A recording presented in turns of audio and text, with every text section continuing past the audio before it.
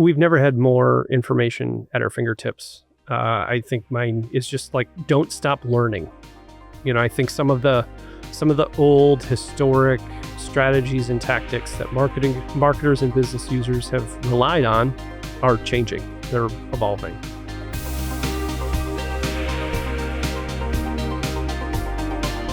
Welcome back to the Lessons for Tomorrow podcast, the motivational poster in your ear. I'm your guest host, Arlind Rojba, partner director at AmericanEagle.com. In this episode, we're going to be diving into building experiences, the future of content and digital engagement.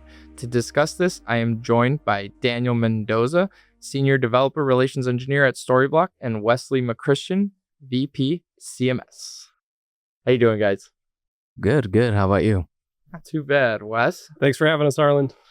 Always a pleasure to talk to my two favorite people. All right, guys. So the headless space, it's been talked about, I want to say, for the last couple of years, pretty in depth. For a while, I want to say it was pretty much a buzzword and nobody knew what to do with it. But it feels like we're kind of away from that. And this is a very, very real thing, especially in 2026. So just kind of your guys' perspective here. How do you feel about that shift from buzzword to probably reality and where a lot of people are starting to go? Yeah. So for me, right, I've worked with various CMSs throughout my career. And right, I think kind of proof of that is the fact that a lot of these legacy systems are shifting to headless as well.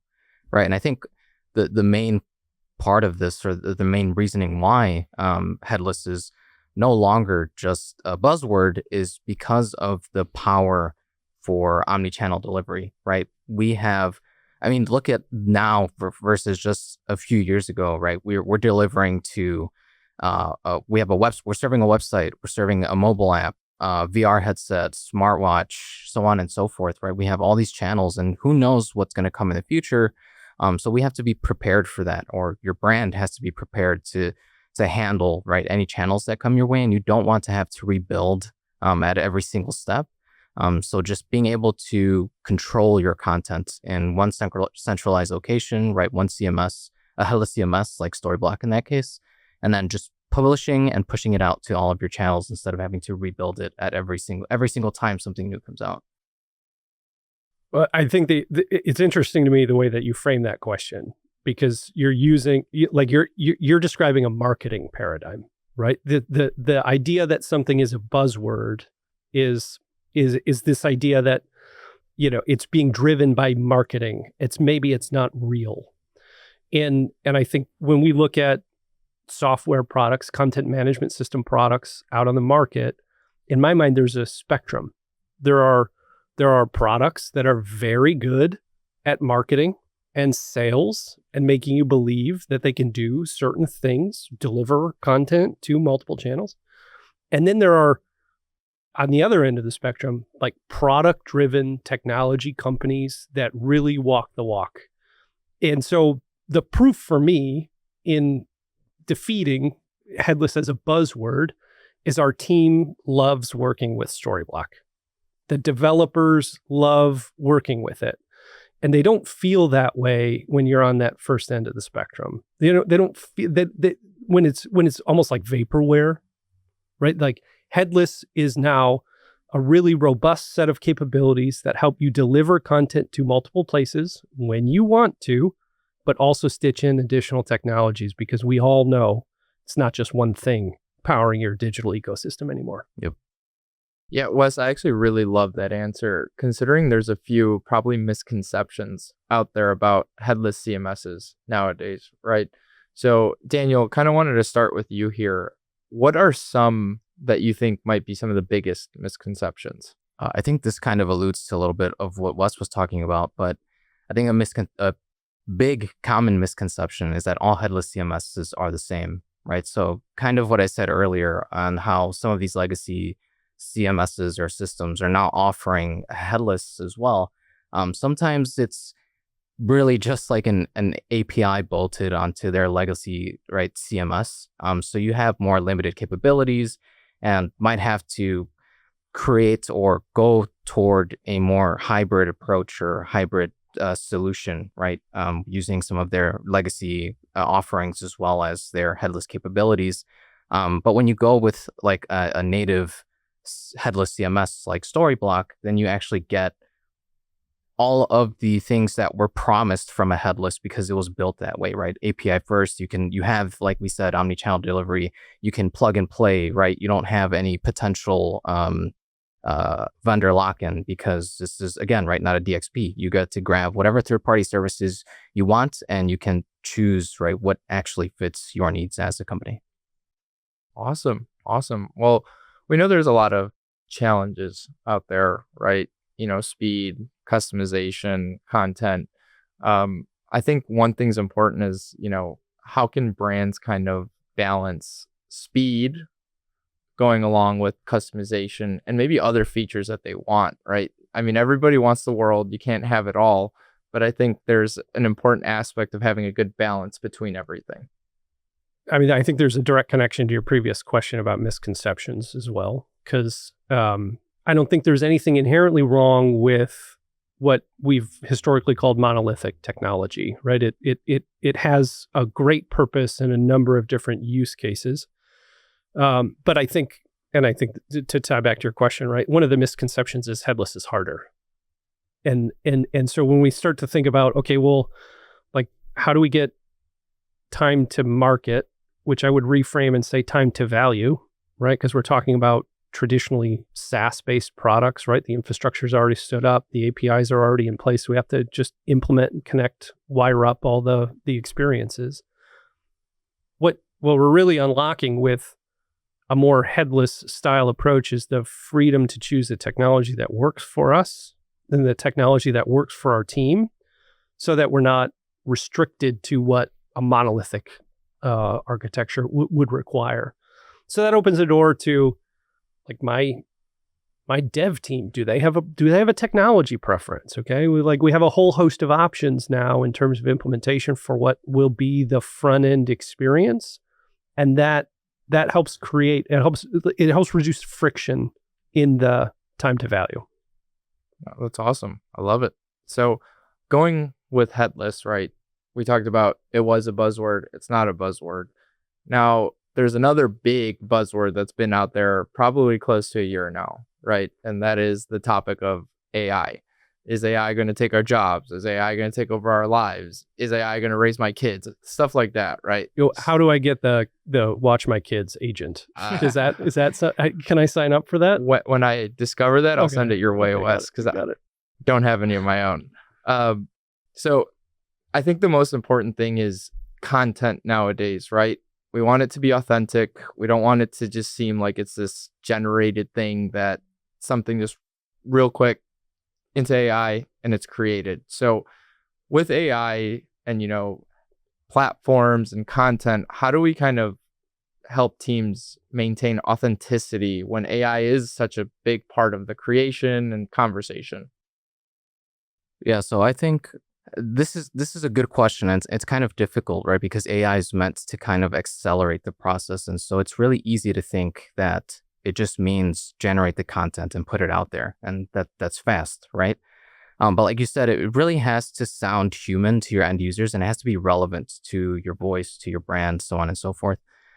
So I have a few points here, but the first one is, right, Storyblok actually offers like some AI settings, and within that you can set brand guidelines. You can set style guidelines and so on and so forth. So that way it actually aligns more with what your brand guides are, or guidelines are, right? So like exactly what it says. So now there's a good baseline for your authors to actually go in and change or manipulate that content to sound a bit more human or to add some other aspects that might have been missing, right? It should never be like the actual content that's served to your end users, but it's meant to kind of get you a really good starting point. So it's still accelerating your workflow. It's just not, completely generated and then published. There still should be a human factor in there. We were actually at JoyConf, Arlind and I, nice. and that's the Storyblok conference for our listeners. I found it very refreshing and pragmatic the way that you guys were talking about AI And it really broke it down into like two silos. There's content operations and there's content observability.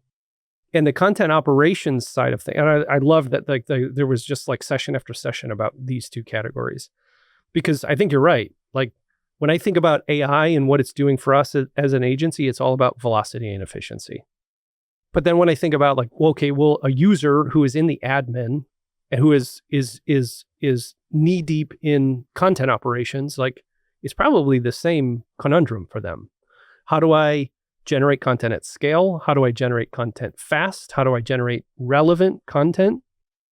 And there's never been more tools to be able to do that. But if you didn't see your organic sessions drop last year, you were one of the lucky few. Because the reality of what is happening is the surface of experience that we as users have with brands on the web, it's inherently changed. So there's almost this lack of control that's been imposed on brands and their content operations because ChatGPT and Gemini and AI overview is sort of cannibalizing what we've traditionally measured as success. So it's important to like now also understand like where are my users having engagement with my brand in those places, because my content operations have to take that into consideration as well. So that like the way we manage our content is inherently changing, shifting, and evolving every day. And AI is a huge piece of that. Yeah, I think one thing to add, and this has probably been previously touched upon in past lessons for tomorrow, is how important it is to update your old content when it comes to AI now, because AI is really digging through everything. And again, Wes, you mentioned it, that organic traffic is way down. They're finding you through AI and all your past content that might be living on AI. So if you still have some content out there from 2015, it might be time to get that updated and, up to today's standards. Yeah. And on that, I think, there's a lot of trends, new content coming out. What are some trends that, marketers might need to pay attention to coming up? I know we're early in 2026, so still plenty of time to get on top of that. Well, I think Storyblok specifically has done a great job of adopting new technology that's going to drive AI trends, AI usage, right? So vectorized database, N8N, some of those trigger-based condition, like those, like that's how I think marketers are going to interact with their content and their marketing ecosystem as these conditions evolve. Yeah, exactly. Right. So think I've been with Storyblok for about a year, and everything that I've worked with them before, but everything that I've seen them do really, or what they've been pushing to, I think, is really enabling Storyblok users to, empowering them to, leverage AI, or for AI, create content to, for like GEO, for example. So one of the things, is kind of taking both of your points. I think flow motion, like workflow automation is like super, it's shocking, how far it's come. Because I feel like in the past, I'm a developer, in the past, I feel like when they would say, try this no code approach, we would always be like, get out of here. I don't want to do that, Like that's crazy. I can just develop this and really quick. But now with something like flow motion, it's pretty straightforward. It's very reliable. And you can integrate, different models like you would like. And going back to kind of your point saying, you need to make sure that you're optimizing your old content. I actually have been messing around with flow motion with a bit, and I created a workflow that actually runs on a cron job and will just go and look at all of my old content that hasn't been published within a certain amount of days. And it'll say hey, this is actually not following the way that you've been writing content in these, it'll be analyzed by different models of my choosing, and so you can use those workflows in various different ways, whether it's going to be to automatically translate your contents on workflow status change, or the example I just gave, and there's many other examples, but it just really empowers you to kind of reap the rewards of AI. And flow motion, for those that aren't familiar, powered by N8N. Imagine it like a mat. And on that mat, you're going to place blocks or Legos, and you're going to draw lines and connect dots. in workflow is funny. The joke I always make about workflow is it's often our most requested, least used feature, right? When folks are considering like, how do I actually utilize this? But with flow motion, as you look at that mat and you drag those blocks on, like there's like these pre-established formulas for how do I, like, what does AI do for me when a lead comes in? Or what does AI do for me when I'm trying to figure out if my content's stale or not? And we can automate all of these things through that mat, through that builder, using flow motion and the N8N technology. Yeah. Couldn't have said it better myself, Wes. I'm glad you went ahead and explained it. I know the listeners would have preferred hearing it from you than me. But with things like flow motion, AI helping with content generation, I make the joke that the future is now. Even though it's kind of scary at how fast things are evolving. This is a lesson for tomorrow. It's a great play on words.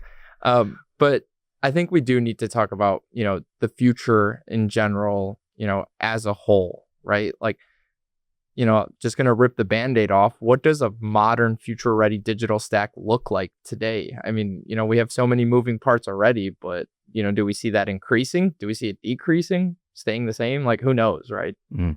Claude Code, just ask it to do whatever it needs to do. Yeah. Well, they're calling last week the SaaS apocalypse. Oh yeah, right. Because of all of the. I think folks are scared of it. Right. They're like seeing its impact on just the greater technology landscape, and I think what that really means is like it's super powerful. Can be. But as a whole, to your question, right? And I think this maybe ties back to the headless notion as well. I have this theory that I don't know if I want to be right about, but my theory is like in the not so distant future, all I really need is a content store, and that store will be consumed by the LLMs of the world, and users will be interacting through the various interfaces of their choice. But I'm not necessarily going to care about an experience so much, right? Because it's going to have so many heads, and I think a natively headless architecture sort of like puts you on that path already. So like as a whole, I think that's like maybe not a far-fetched future outlook of how users are going to engage with content through an AI-driven perspective. It sounds like we're going back to ancient times and bringing back the Hydra with Wes's idea of having multiple heads and going from a headless theory. Yeah. All I heard is that I got to start looking for a job soon. Not too soon, hopefully. But Daniel, I'd also love to get your thoughts on kind of what you think the future might look like with everything that we have at our disposal right now. Yeah, so I ponder this a lot, right? And I do agree with Wes's point, but I also feel like I'm an optimist, and I feel like there needs to be human intervention always, right? Like, look at, yes, AI is a powerful tool, and it has been like getting better like very quickly, right? I mean, look at where we are with AI now versus when they had like that Will Smith video eating spaghetti, right? It was like just terrible. We were like, this is not gonna like do anything, and now it's made leaps, right? In just a few years. It's kind of the benchmark, isn't it? Yeah, it's insane. But what I'm trying to say is, right, when we approach, for example, yes, we can use Claude, right? We can use Anthropic in this example, because I feel like a lot of developers go that route, to basically just create our components, to create our actual like code that we need for an application. But there's still the human intervention there from especially more senior devs that are like, what does this entail? How do I tie in business rules, or how do I tie in the needs of the team, right? So I'm assuming, or I'm hoping that that's going to be the case in the future. But like Wes said, there's always that potential where, I don't know, we're just kind of getting some AI generated UI that's going to be fed all contents in the universe, and we're going to be consuming that. You raise a good point though, and I think it, like for anyone pondering AI readiness and technology adoption, like this is actually, I think, like the ultimate point is like the human intervention side of thing injects emotion, it injects empathy, it injects reasoning, things that like you can infer from AI engagement, but like isn't actually real. So like anybody that's thinking about like, okay, how do I get my content into multiple channels? How am I making technology decisions? Like that has to remain at the forefront of the decisions that are being made, because like the reality is still like you're engaging humans, you're not engaging AI. So it's only natural that content or that those decisions are being driven from a place of human emotion, as opposed to machine emotion. Well, Wes, you answered my next question before I even going to get to it. It's almost like I had the cheat sheet.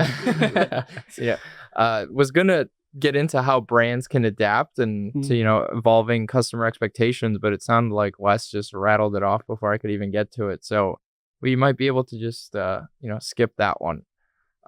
But I do have one more kind of in regards to brands, and it feels like it's a very important one.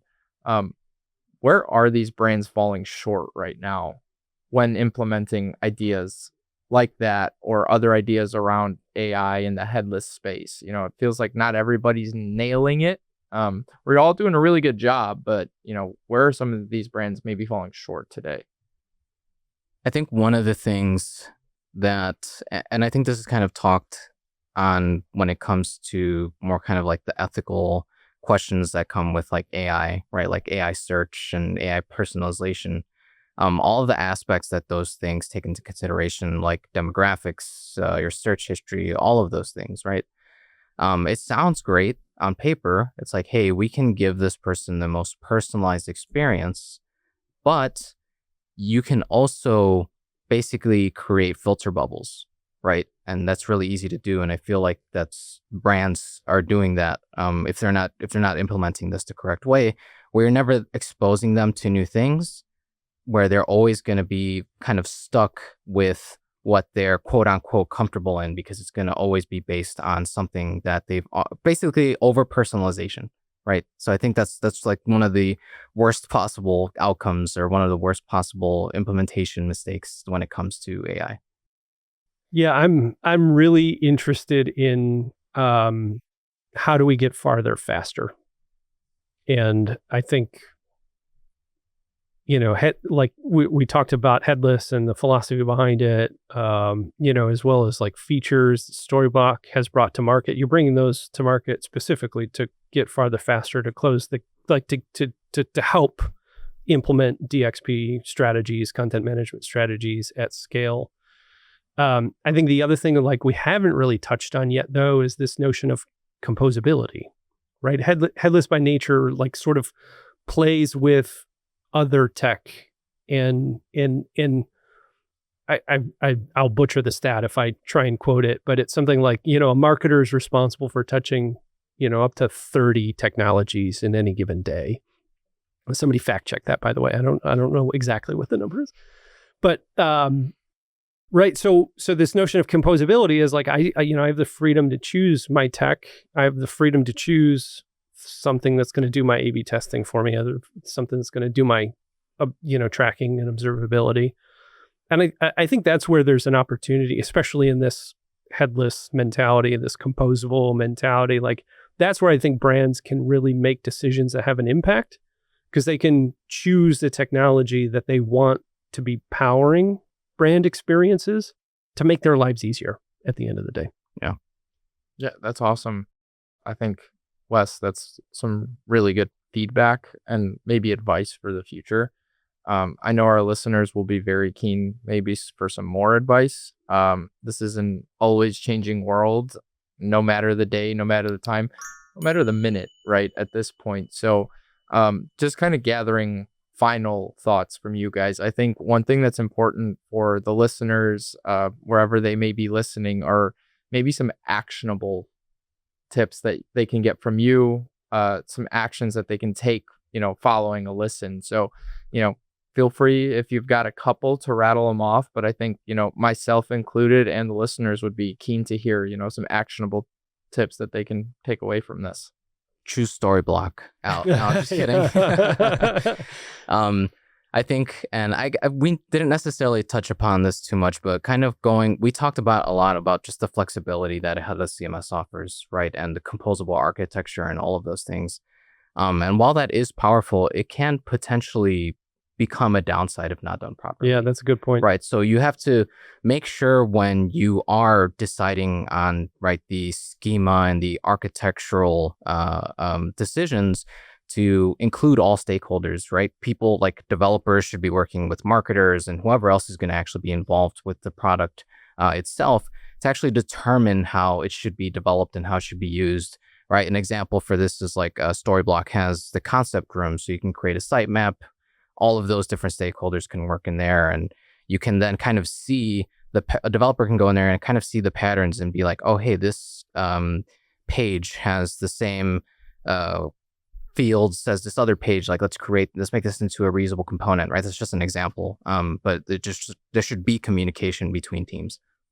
We've never had more information at our fingertips. I think mine is just like, don't stop learning.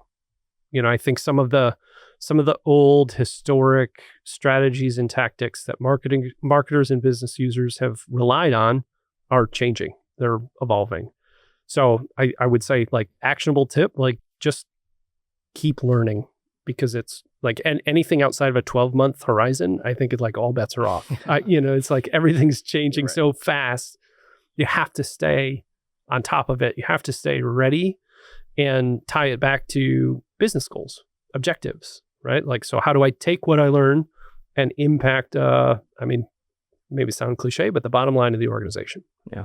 Oh, I have one other quick one, actually. Don't be afraid to try new stuff, right? So, like, going back to how I said, like, a lot of devs back in the day, like, we were like, no code, no way, right? But now we have something like N8N or FlowMotion. And, right, American Eagle's consulting, right?